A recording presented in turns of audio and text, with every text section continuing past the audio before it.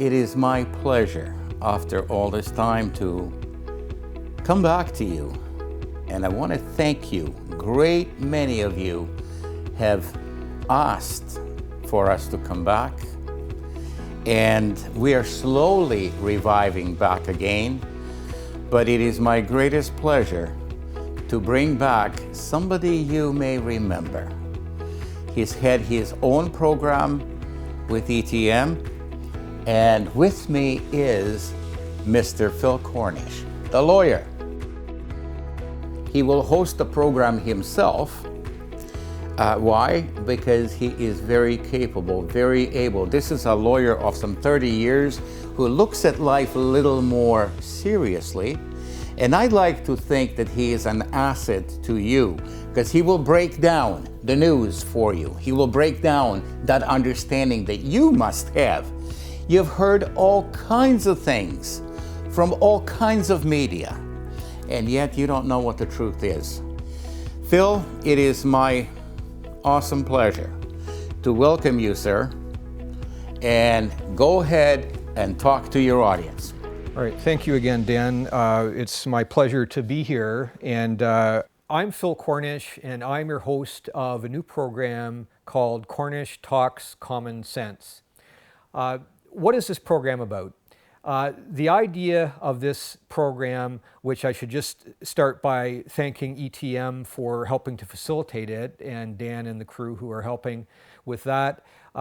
This is a new program that is designed to deal with important current issues that are happening in our society today from a perspective that is grounded in evidence and truth, and covering topics that are important to you and to those who have an interest in the welfare and the well-being of our society. So I want to start by talking to you about a few points that underlie what I'm hoping to do. So in this program, I want to talk about three underlying concepts that tell us a lot about why we are at the place we are in the world today. And I want to speak to you about these three underlying points so that we can understand why the issues that are happening and unfolding in our lives today are happening the way they are.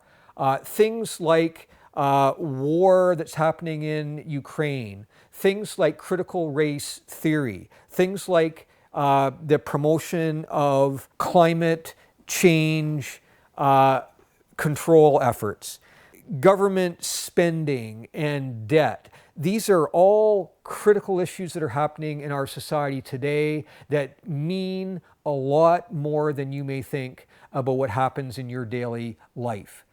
And the starting point for understanding this has to do with the worldview that each of us has. Every one of us has a worldview, a belief system of how we function in our day-to-day life, how we make decisions the way we do, how we behave the way we do. It's all based on underlying principles that govern how we orient our life based on what we believe and how we conduct ourselves. So what are the underlying principles that tell us about why we are at the place we are in the world today? Well, let me start with the first of those. The first of those I want to talk to you about is the advent of postmodernism. Well, what is that? You've probably heard the word postmodernism before. It's something that's been used now for a number of decades. And it's something that can mean different things to different people, which is ironic, because I want to tell you about what postmodernism is. Postmodernism fundamentally is the idea that there is no longer any objective truth. So if there is no such thing that's accepted any longer as being objective truth, then how do we know what is truth? And what postmodernism does is it tells you that what you subjectively believe is the truth to you. It's your truth, it's valid as your truth, and what I accept as my subjective truth is valid as my truth, and we're all right. We're all okay. We just all have our own subjective idea of what truth is. And so postmodernism simply says there is no single one correct objective viewpoint out there that exists any longer. Everybody has their own notion, their own idea of what is right for them. How did that come about? Well, that came about in conjunction with another idea called deconstructionism. And deconstructionism is an idea that was promoted by a French philosopher named Jacques Derrida, who basically said that when we read, when we use language, what it means is what it just means to you as the reader. There's not one interpretation, there's not one right way of viewing it. Every one of us is able to form our own interpretation of what is the truth and what is right, and that makes it okay. And that's really at its essence what postmodernism is. And so how does that change what has historically occurred throughout history? So historically, in Western civilization, we've accepted Judeo-Christian principles as the foundation of our society, of how our civilization came to be as it is. And when we think of those principles that we derive from Judeo-Christian values, that of course comes from what we would know as the Bible. And so historically, the idea is we can get objective truth because objective truth comes from a authoritative text, the Bible, from the idea that there is a God who authored that text. And so that idea now has gone to the wayside. Today, our thinking largely is governed by the idea that God is irrelevant to what we do as humans today. We make our own truths, we make our own values. What is right to each of us subjectively in our own viewpoint. And that's the idea of postmodernism. And when we look at that, that helps to inform us of why today some of these issues that are arising in society that have led to some dissension, some confusion over morality, over proper values, values that we can trust as believing they're right, that now becomes impossible because we are all right in our own way, and there's no longer any objective truth. So that's the first underlying premise of what is happening in our society today. So let's just take a break for a moment right there, and I'll be right back to talk about the second one.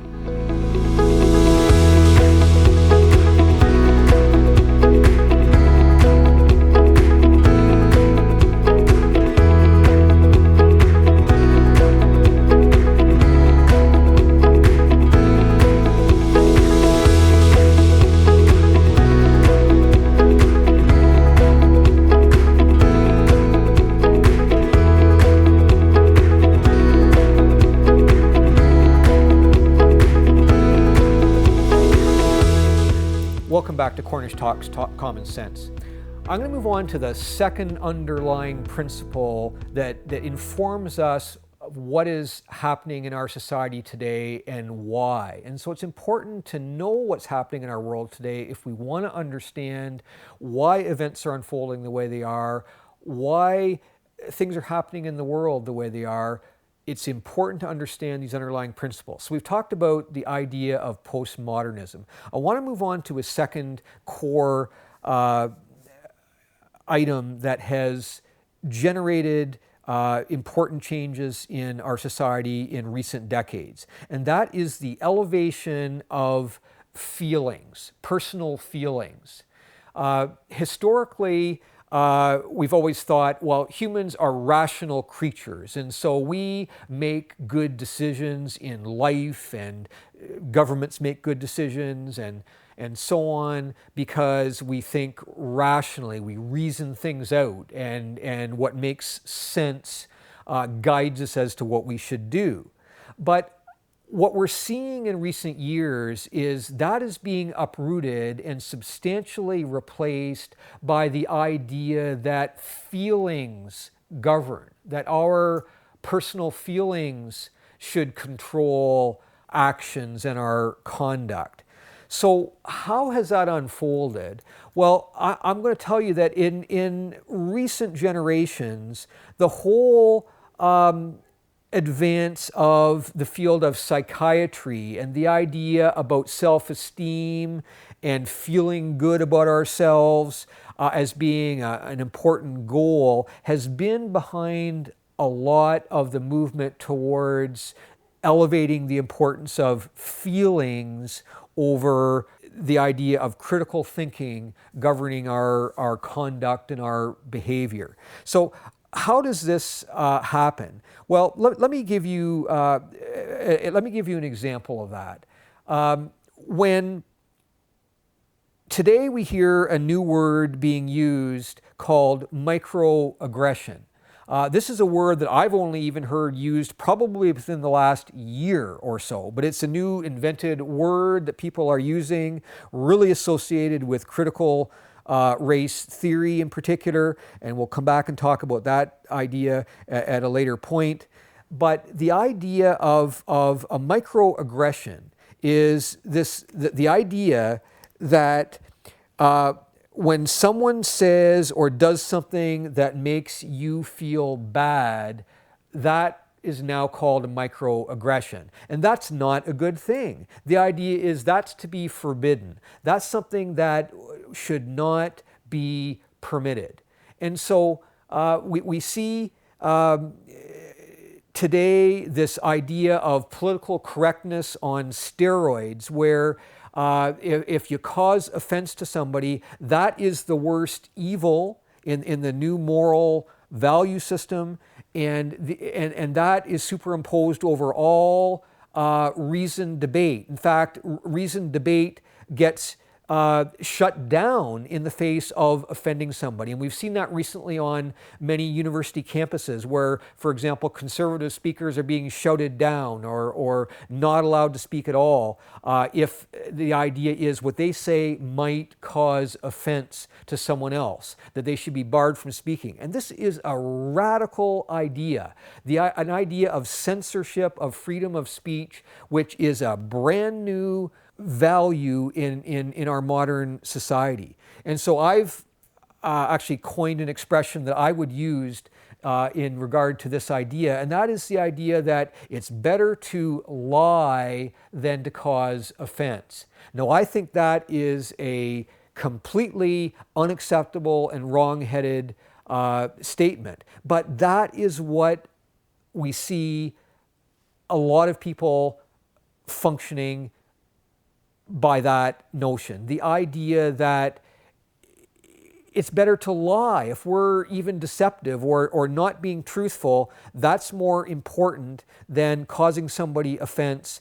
And so therefore, you shouldn't be allowed to say things that offend. So the idea of feelings and self-esteem, these ideas that those are the most important goals because psychiatry tells us that is what's important, means that in many cases in our current social issues, good debate, sound exchange of ideas, and critical thinking is being shut down and not permitted because feelings are offended, and that cannot be allowed. That is a dangerous, dangerous value system that has never before been created in the way it is in our current society. So it's something to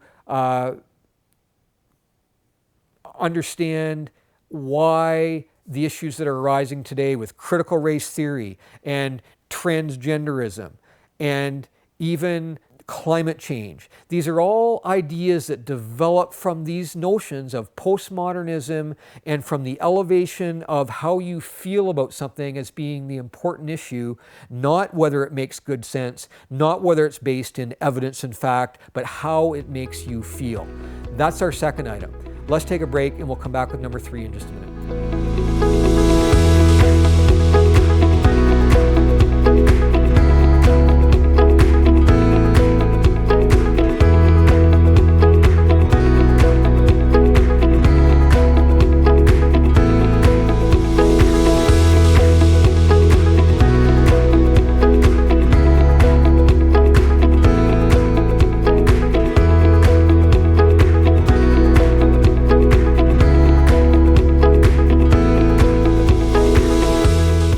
I'm Phil Cornish, and I'm back to talk to you about common sense and the factors in our society today that are eroding traditional values and eroding principles of common sense. And I want to help you to understand why, in the context of the current issues that are in society, in the media every day, why those ideas have been put out there. So we've talked first about the idea of postmodernism, the idea that there no longer is any absolute objective truth. We talked about the idea then of how our feelings are being elevated, how we're told that how you feel or how you make someone else feel is now a core idea to promote. And so that even if it means we have to lie about the truth or color up the truth or avoid reasoned thinking in favor of feelings, that we should promote this idea of how we feel as being the top priority, the top goal. These are dangerous premises, and I'm going to explore why as we continue on with our program. But let's turn now to number 3. Number 3, the third core idea behind the underlying principles that are governing our thinking today is the idea of the abandonment of eschatology. What is that? What does this big word eschatology mean?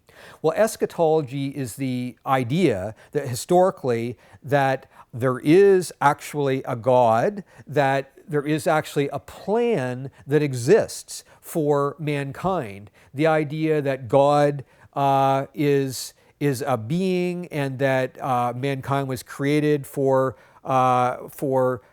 purposes that have unfolded through history. Well, that idea has now been dismissed. It has been eroded, has been abandoned largely by the thinking that is governing the majority of people today, who follow the theory of postmodernism, who follow the idea that what it makes us feel good is important. And so the idea is that God is no longer relevant to any of our decision making. God is no longer a consideration that we should pay attention to in determining how we function as a society, how we make decisions as a civilization. And we can see how this plays out in some of the issues I've just been talking to you about so far. The idea that we are here to look after ourselves as humans, and we are all that matters. God isn't part of the equation. So that's why we have issues today that are coming to the forefront in a way that is just dominating news and dominating our perspective of the world. And that is the primary example of climate change. So the idea is then that our world is endangered by climate change. We might destroy ourselves as a civilization. We might destroy the world because of the way we have not functioned in a healthy way by allowing pollution, allowing things that have destroyed our planet. And so this idea is now causing alarm to people, because if we're on our own and we want to continue to survive as humans, then we better start taking action to make changes. Well, you see, that happens because our idea is that God doesn't matter anymore. God's not part of the equation. The idea that there are future unfolding of events according to something that God has scheduled is now not even talked about. It's dismissed by people. And so instead, we have to replace that by the idea that we need to fix our world ourselves. And I'm going to suggest to you that that is a dangerous pathway. The idea that we could actually control our world, the idea that man is qualified to conduct ourselves in the world in a way that can lead us to progress is a short-sighted and dangerous idea. So when we talk about ideas like climate change, we're all there is that matters, and therefore we need to do what we can to try to fix the world. And so we have these ideas now of carbon pricing and carbon taxes that certainly is now affecting us in Canada. The price of your gas, the price of taxes, the cost of taxes that you pay. These are programs that our governments are implementing, and specifically our federal government is implementing, and it's costing us money, and it is increasing our debt and unfolding in ways that frankly may not be helping us confront the problems that exist in our world in a proper and healthy way, like we think that it is by these postmodern ideas that are governing. So these are the three underlying bedrock principles that are telling us why we are hearing the concerns that are heard in the news every day, why we're functioning in a way that is causing alarm over wars that we're hearing about, such as in Ukraine, and crime that's increasing, and issues that are unfolding socially. I want to help you understand why that is happening, help you make sense of it. We've started with these three underlying principles. We'll come back and talk about some of these specific issues when we come back in just a minute.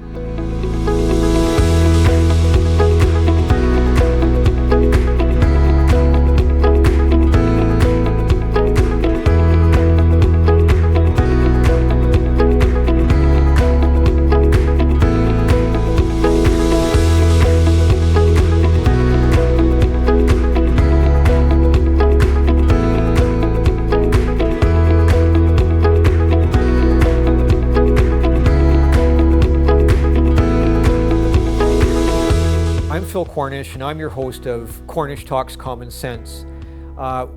We've been talking so far about some underlying principles that help you to understand why are all these events happening in our society today. Why are wars happening? The idea of concern among politicians and others, scientists, about climate change. Social transformations that are happening with the idea of critical race theory and transgenderism and social media. These are all issues that are unfolding before us every day in newspapers, on the news that you watch at supper time. These events that are happening are understandable if we take the time to look at what is behind it. What are the underlying currents that are shaping our world views today? So I've talked to you about three of those core items that are governing how we think as a society today. The first of those is the idea of the advent of postmodernism, the idea that there is no longer any objective truth. There is no moral plumb line that tells us how we measure what is right and what is wrong, what is truth, what is falsehood. The idea of postmodernism is that everybody has their own truth. It's all subjective. How we interpret language, how we interpret communication is based just on how you think of it. It's what your own truth is. And that's a radical change from historically what we've thought of as there being an objective truth. The second idea is the idea that we've elevated feelings to a level that is just eroding the idea that reasoned, common sense decision making is what should govern human conduct. Instead, we're saying, well, our feelings are most important. There's a writer from hundreds of years ago, Alexander Pope, who wrote an essay called An Essay on Man, where he talked about humankind is a ball of confusion of thinking and passion fighting each other. And so as humans, we understand that we have both feelings and we have critical thinking skills. But today, through the field of psychiatry and the idea of self-esteem, we've elevated the idea that we should consider feelings to be the most important thing. And so if we say something that causes somebody else offense, that should be shut down and censored. And so reasoned debate and critical thinking can be shut down simply because someone's feelings may be hurt. And that can be a dangerous thing. The third thing we talked about is the idea that eschatology doesn't matter anymore. This idea that God is relevant to human affairs is now gone. This idea, propagated probably most forcefully by Friedrich Nietzsche in recent history, is that God is dead. God just isn't relevant anymore. And morals are only what makes us stronger. The idea that there is an objective right and wrong, that there's really even good and evil, no longer matters. It's just whatever makes us stronger as humans. We're on our own in the world. We got to fix ourselves and fix our world because we're all there is. These are the core underlying values that have supplanted the idea that there is objective truth, that there is a God that is relevant to humans, and the idea that Western civilization, as we know it, has been built around these principles of Judeo-Christian thinking are now being steadily eroded and abandoned. So I want to look at some issues in particular that explain why that has happened. And the first one I'm going to talk to you about, and that is a new budget that's been passed by our federal government in Canada. And so I want to talk to you a little bit about our debt situation. And the idea here is that debt can be a dangerous thing. I have with me today a couple of books that I relied on when I was writing a book of my own over almost 25 years ago now, called Now Through a Glass Darkly, Recounting the Human Captivity. And I talked about issues that are all happening today, 25 years later. Ideas of increase in crime, increase in debt, increase in immorality happening in our society, wars, disease,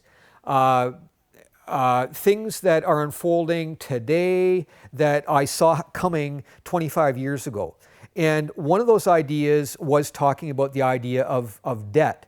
And I relied on a couple of authors that talked about how society was going to have an economic meltdown. And their thinking was it was going to happen in the early 1990s. And one of those is an author, Ravi Batra, who talked about the Great Depression of 1990, and another is an author who talked about living beyond our means, of accumulating debt that is more than we can bear. And I want to talk to you about why that has become a dangerous idea.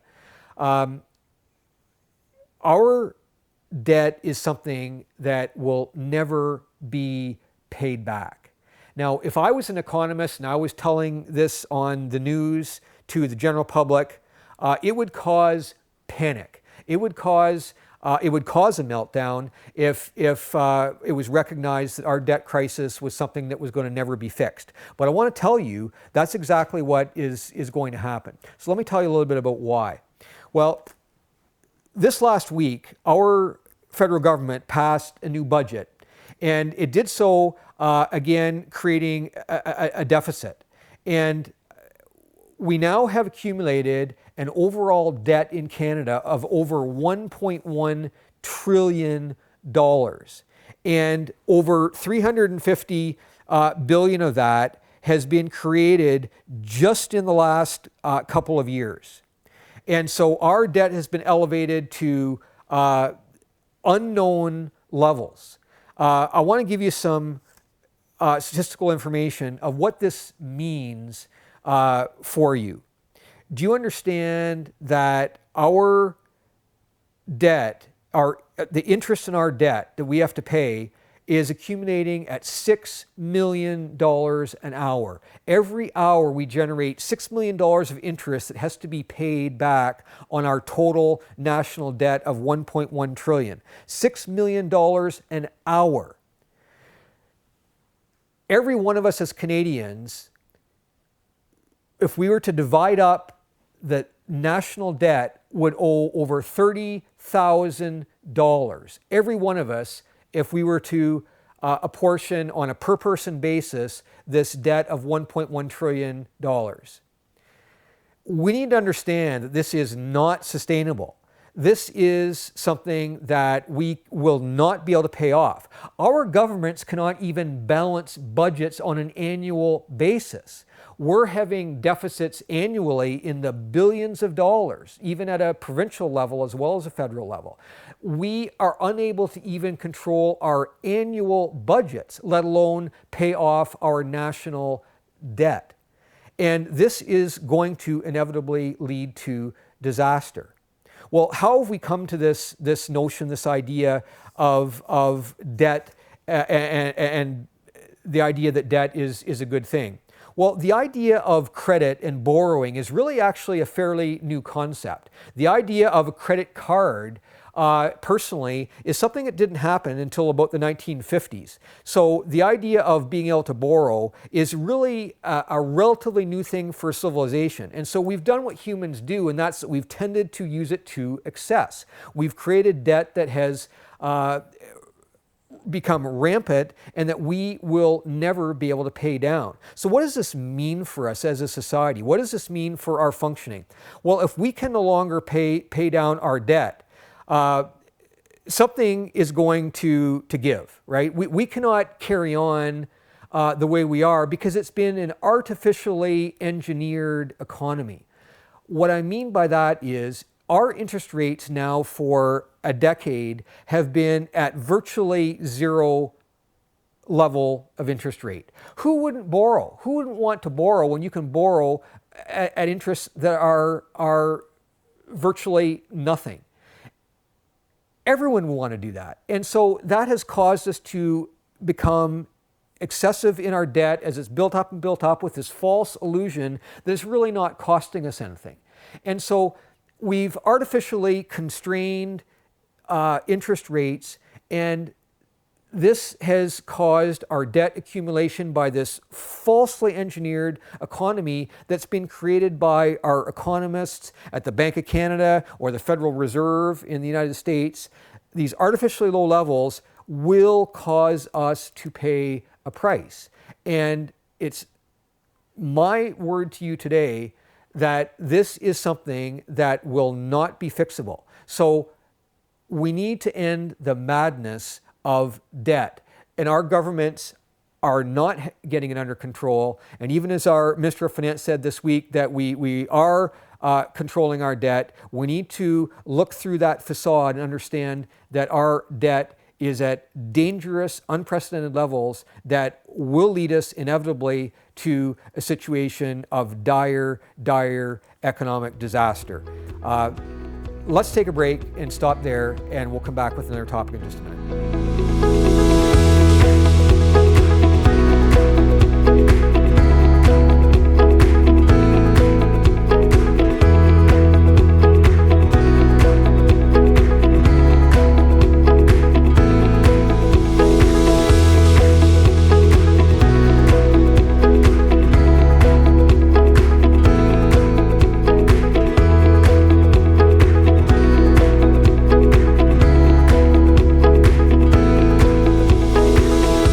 I'm Phil Cornish. I'm back with Cornish Talks Common Sense. We've been talking about some principles that underlie the thought processes and how people are viewing our world as it exists today. And I want to talk to you about some of these specific issues. We just talked about one, and that was the idea of our debt being out of control, a debt trap that we're in that is going to lead us eventually to a disastrous place that we've allowed to accumulate with no restraints.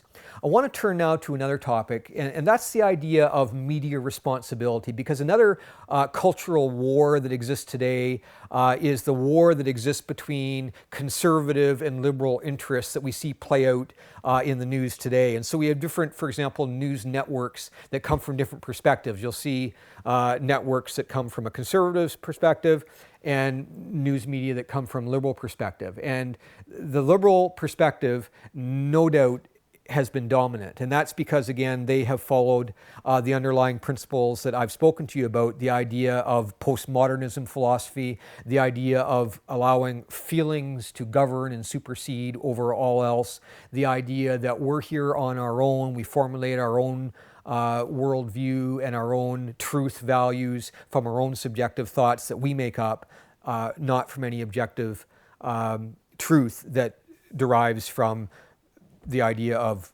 God. So I want to talk a little bit about media responsibility. We have seen in recent years how media have skewed the presentation of facts. And one area where this came fully into play recently in Canada was the Freedom Convoy, the COVID protesters in February.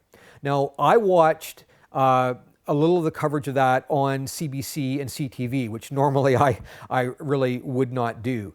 And the guests that they had on and the way that they portrayed those news stories completely colored and changed the reality of what was happening. Let me give you a few examples of that. So you had news media saying that protesters in Ottawa were there to overthrow the government, that they were breaking laws and causing disruption. They wanted to associate it with a few people who didn't think acceptably, as Prime Minister Trudeau would say, a few people who were being controlled by racism and homophobia and those kind of pejorative denunciations that the media threw out against people who were trying to promote the idea of freedom. Well, as it turns out, they did that by lying to the public. And I can tell you that it's interesting how that just in recent news stories that have come out, they've talked to us about how the media falsely portrayed stories about money coming in to sponsor protesters from American organizations and organizations outside Canada that were dangerous and not appropriate sources. And so this woke, progressive, media-supported crowd, in fact, were perpetrating falsehoods of what was happening there. And this has now been called out. And in fact, there are news stories where CBC has been forced to apologize over these false stories that they were portraying on the news. And that should cause us concern when these mainstream media outlets are perpetrating false stories of what is happening. Let me give you some other examples. Some of you might know of an author that appears regularly in Post media, an author who is writing from England named Gwyn Dyer. And I have an article that he published back in December 24th of last year. And I want you to listen to what he said in his news column. He says, there's more than 100 million people, most of whom were unhappy with memories of Russian rule and lingering fear of Russian domination. That's why they all joined NATO. They will never let the Russians make them vulnerable again, and there's no reason for NATO to give in to Putin's demands. Besides, the notion Russia might invade Ukraine is frankly ridiculous. Now, here is a mainstream author who's been writing for decades saying there is no way Russia is going to invade Ukraine as recently as December 24th last year. Well, we all know how that went. A more recent article he wrote said that, well, Russia will wipe out the Ukrainian forces and destroy the Ukrainian army in a matter of days. Well, we know that story also has proven to be false. And we can look to many other examples that we hear news stories from that simply are not portraying truth. If we look at in the American context, now a big news item story is the Hunter Biden laptop. President Biden's son, who has been said to be taking money under the table or inappropriately from foreign governments or corporations, and doing so in a way that might well be illegal. And mainline media outlets disregarded that and covered that story up for months. News organizations like CNN and other mainline American news organizations did not publish it. And only now is it starting to make news and become accepted as being true. So again, we see a confrontation between truth and falsehood. And falsehood has, to some extent, won out. And truth has taken a back seat. And so being vigilant to understand what is truth and what is falsehood and what are the underlying agendas and motivations of the media and social media in putting out their stories and putting out their messages, we need to understand there are values behind it. And these truths that are portrayed are not factual, not valid, not credible, and not true. And these are reasons why you and I need to be concerned about this madness that is happening in our world today and changing the course of the direction that we're going. I hope we can help you do that on this program, and we'll come back again and talk to you about more of these issues shortly.